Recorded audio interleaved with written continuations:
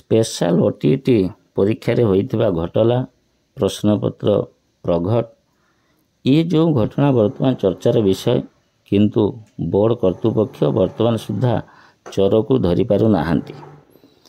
यार तदंत क्राइमब्रांच को दिया जाइछि किंतु क्राइमब्रांच 2 दिन बीती जाइथिले मध्य कौनसी टेर पाई पारु नाही। तेणु जहाँ जना पड़ुछि जे बहुत सुचिंतित भाव में ए चोरी करा जाइछि किंतु निश्चित भाव में धरा पड़े। आज यही संक्रांत रे आमे आलोचना करिबा।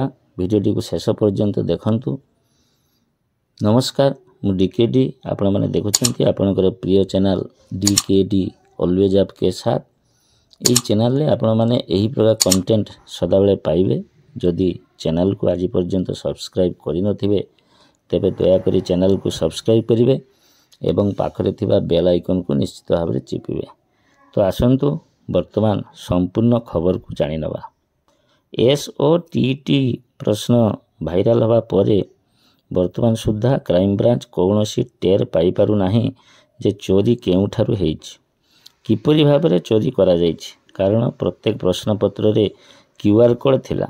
तेणु याको फोटो मारिले बा याको मोबाइल रेकर्डिंग कले निश्चित भाव में जना पड़ी जीवो जे केउ मोबाइल हेइछि किपरि हेइछि। तेणु सुचिंतित उपाय रे याको हाथ रे लेखा जाइछि एवं घोटाला करा जाइछि। तो यही संक्रांत रे वर्तमान गोटे खबर मु आपण मानकु देखौछि, आपण माने देखंतु स्पेशल ओटीटी प्रश्न लीक घटना एवं बोर्ड रे ढल भितरे मूसा। तो घटनाटी देखंतु परीक्षार मात्र किछि घंटा आगरु इन सर्विस शिक्षक मानक पई उद्दिष्ट स्पेशल ओटीटी रो प्रश्न सोशल मीडिया रे भाइराल होबा घटना को नहीं परीक्षा परिचालनाकारी माध्यमिक शिक्षा परिषद कर्तृपक्ष एवं अकल रे पड़िछंती। क्राइमब्रांच 2 दिन हेला प्रश्न लीक एवं भाइराल घटनार खलताड़ करुछि। गतकाली डीआईजी एसपी आदि वरिष्ठ अधिकारी माने छानभिन करिछंती। आज मध्य अन्य जणे एसपी नेतृत्व रे दीर्घ 6 घंटारू अधिक समय क्राइमब्रांच अधिकारी माने बोर्ड कार्यालय रे रही प्रश्नपत्र दायित्व रे थिबा कॉन्फिडेंशियल सेक्शन रो कर्मचारी मानकु जनक पर जनकु डाकी पचरा उचरा करी बयान रेकर्ड करुथिले। 2 दिन हेला क्राइमब्रांच अधिकारी माने एमिति छानभिन चलाइथिले मध्य प्रश्न प्रगट घटनार कूल किनारा पाउ नाहांती। अन्य पक्षरे सोशल मीडिया रे यह भाइराल हबारु मामला रे साइबर सेल अधिकारी सहायता मध्य निया जाइछि। बोर्डर व्यापक सुरक्षा व्यवस्था सत्वे प्रश्न लीक हेबारु बोर्ड कार्यालय रूपी ढल भितर ही मूसा रही मने होछि। 150 नंबर विशिष्ट यह परीक्षा लगी 150 टी प्रश्न प्रस्तुत करा जाइथिला। प्रति प्रश्नपत्र रे क्यूआर कोड एवं वाटरमार्क रहिथिला।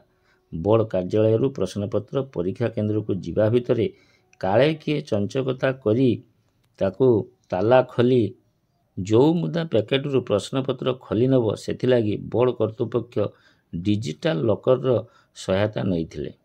डिजी लकर रे राज्यर 30 टी जाक जिल्लार 193 टी जाक परीक्षा केंद्र को प्रश्नपत्र पठा जाउतला। एते कड़ा सुरक्षा सत्वे किपरि प्रश्न लीक हैला ताहा वितर्कर विषय होइछि।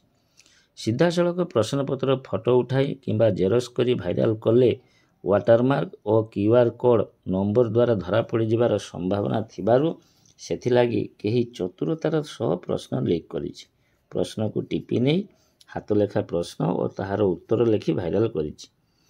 प्रश्नपत्र छपा केन्द्ररू यार सुरक्षा दायित्व थिबा कर्मचारी मध्यरू केही एपरि प्रघट करिथाई पारे बोली क्राइमब्रांच अनुमान करुछि। प्रस्तुत होइतबा 150 टी प्रश्नरू 129 टी प्रश्न हाथ रे लेखा ही भाइराल होइछि। पेपर 1 पेपर 2 पृथक भाव भाइराल करा जाइछि। एही प्रश्न लीक घटना पछरे विधिबद्ध भाव एक रेकर्ड काम करुवा क्राइमब्रांच अनुमान करुछि। एमिति कि एथिरे मोटा अंकर टंका मध्य कारबार होइतबा संदेह करा जाउछि। व्यापक सुरक्षा बंदोबस्त सत्वे किपरि केउठी प्रश्न लीक हैला ताहा जानिबा पई बोर्ड कर्तृपक्ष मध्य निज आडू तदंत चलाइछंती। केउठी सुरक्षा व्यवस्था ढिला रही गला ताहा जानिबा पई कर्तृपक्ष दायित्व थिबा कर्मचारी को पचरा उचरा करिछंती। किंतु 2 दिन बीती जाइतिले सुधा ओटीटी प्रश्न लीक केउठी होइछि ताहा जଣା पड़ी नाही। କର୍ତ୍ତୃପକ୍ଷଙ୍କ ବିଶ୍ୱାସରେ କେହି କର୍ମଚାରୀ ବିଷ ଦେଇ ଏହିପରି ପ୍ରଶ୍ନ ଲିକ୍ କରିଥାଇ ପାରନ୍ତି ବୋଲି ଚର୍ଚ୍ଚା ହେଉଛି। ତେବେ ଏହି ବିଶ୍ୱାସଘାତକକୁ ଧରିବା ପାଇଁ କର୍ତ୍ତୃପକ୍ଷ କ୍ରାଇମବ୍ରାଞ୍ଚର ଦ୍ୱାରସ୍ଥ ହୋଇଥିଲେ ହେଁ ପ୍ରଘଟକାରୀଙ୍କ ସମ୍ପର୍କରେ ତଦନ୍ତକାରୀ ଅଧିକାରୀ ଟେର ପାଇପାରୁନାହାନ୍ତି। ଅନ୍ୟପକ୍ଷରେ ପ୍ରଶ୍ନ ପ୍ରଘଟ ପରେ ପରୀକ୍ଷା ସ୍ଥଗିତ ରଖିବା ନେଇ ତଥା ଇନ୍ ସର୍ଭିସ୍ ଶିକ୍ଷକଙ୍କ ମହଲରେ ଅସନ୍ତୋଷ ପ୍ରକାଶ ହୋଇଛି। ଅବଶ୍ୟ ଇନ୍ ସର୍ଭିସ୍ ଶିକ୍ଷକମାନଙ୍କ ପାଇଁ ହେଉଥିବା ସ୍ପେଶାଲ ଓଟିଇଟିର ପ୍ରଶ୍ନ ଭାଇରାଲ ହେବା ଘଟଣା କିଛି ନୂଆ ନୁହେଁ। ଏହା ପୂର୍ବରୁ 2021ରେ ହୋଇଥିବା ସ୍ପେଶାଲ ଓଟିଇଟି ପ୍ରଶ୍ନପତ୍ର ମଧ୍ୟ ଭାଇରାଲ ହୋଇଥିଲା। ଫଳରେ ବୋର୍ଡ କର୍ତ୍ତୃପକ୍ଷ ଉକ୍ତ ପରୀକ୍ଷାକୁ ମାଲକାନଗିରି ଜିଲ୍ଲାରେ ବାତିଲ କରିଦେଇଥିଲେ। ଏହି ଘଟଣାରେ ସ୍ଥାନୀୟ ଜିଲ୍ଲା ଅଧିକାରୀ ଥାନାରେ ଏତଲା ଦେଇଥିଲେ ମଧ୍ୟ କାର୍ଯ୍ୟାନୁଷ୍ଠାନ କିଛି ହୋଇନଥିଲା। ଏହା ପୂର୍ବରୁ ମାଟ୍ରିକ ପରୀକ୍ଷା ଏବଂ ଓଟିଇଟି ପ୍ରଶ୍ନପତ୍ର ଭାଇରାଲ ହେବା ନେଇ ଅଭିଯୋଗ ହୋଇଥିଲେ ହେଁ ଗତକାଲିର ସ୍ପେଶାଲ ଓଟିଇଟି ଯେପରି ପ୍ରଶ୍ନ ଭାଇରାଲ ହୋଇଥିଲା ସେପରି ପୂର୍ବରୁ କେବେ ହୋଇନଥିଲା। ଅନ୍ୟପକ୍ଷରେ ଗତକାଲି ପରୀକ୍ଷା ସ୍ଥଗିତ ରହିବା ପରେ ରାଜ୍ୟର 193ଟି ଯାକ କେନ୍ଦ୍ରରୁ ଡିଜି ଲକରରେ ଥିବା ପ୍ରଶ୍ନ ଭର୍ତ୍ତି ବାକ୍ସ ବୋର୍ଡକୁ ଫେରିଛି। ପ୍ରଶ୍ନ ଭର୍ତ୍ତି ବାକ୍ସରେ କାଳେ କିଏ କିଛି ଚଞ୍ଚକତା କରିଥିବ ସେଥିଲାଗି ଦାୟିତ୍ୱରେ ଥିବା କର୍ମଚାରୀ ବାକ୍ସର ଆଗ ପଛ ଚାରିକୋଚି ଓ ଲକରକୁ ତନ୍ନ ତନ୍ନ କରି ଯାଞ୍ଚ କରି ରଖିଛନ୍ତି। ତ ଘଟଣା ହେଉଛି ଏହା। ବର୍ତ୍ତମାନ ସୁଦ୍ଧା କୌଣସି ଅପରାଧୀ ଧରାପଡ଼ି ନାହାନ୍ତି। ଯାହା ଜଣାପଡ଼ୁଛି ନିଶ୍ଚିତ ଭାବରେ ବୋର୍ଡର କୌଣସି ଅଧିକାରୀଙ୍କ ଦ୍ୱାରା ଏସବୁ କାମ ହେଇଛି।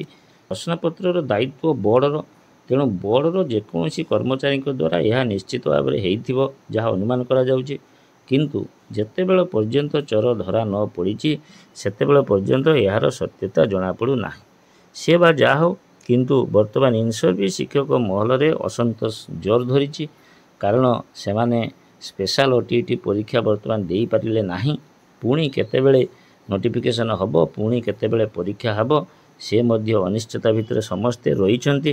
ଦେଖାଯାଉ, ନିଶ୍ଚିତ ଭାବରେ ଏହାର କିଛି ଗୋଟେ ସୁସମାଧାନ ହେବ। ଆଶା କରୁଛି ଭିଡ଼ିଓଟି ଆପଣଙ୍କୁ ଭଲ ଲାଗିଥିବ। ଭିଡ଼ିଓଟିକୁ ଲାଇକ୍ ଏବଂ ସେୟାର କରିବେ। ରହୁଛି, ପୁନର୍ବାର ଦେଖା ହେବ ଅନ୍ୟ ଏକ ଭିଡ଼ିଓରେ। ନମସ୍କାର।